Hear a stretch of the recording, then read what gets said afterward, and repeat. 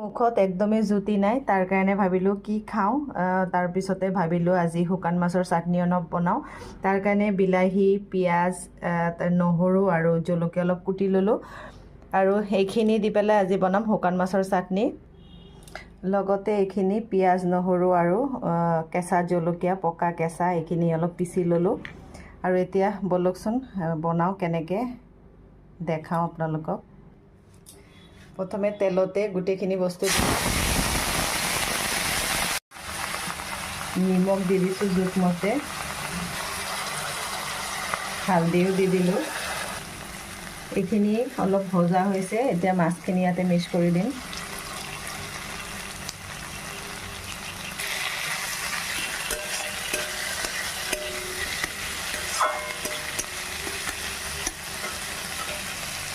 আৰু পিচি থোৱা মছলাখিনিও দি দিম।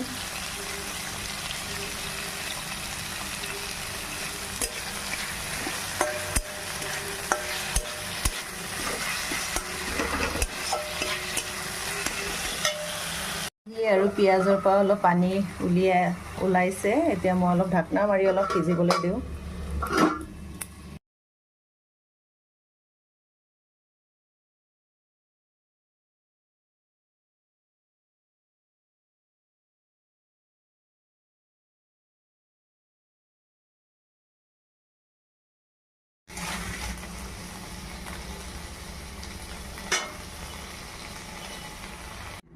চাটনি মোৰ একদম ৰেডি হৈ গ'ল। এতিয়া ভাত বাঢ়ি লওঁ। পিঁয়াজ একটুকু লৈ ল'লোঁ আৰু লগতে মাছ ফ্ৰাই এটা ল'লোঁ আৰু এতিয়া ল'ম চাটনি।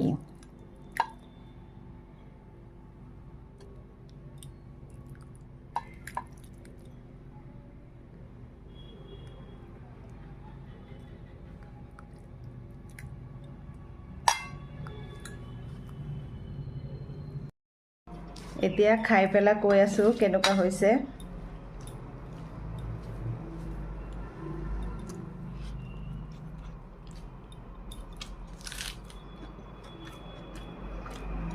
বহুত ধুনীয়া হৈছে, একদম জ্বলা নিমখ গোটেইখিনি একদম জোখত হৈছে।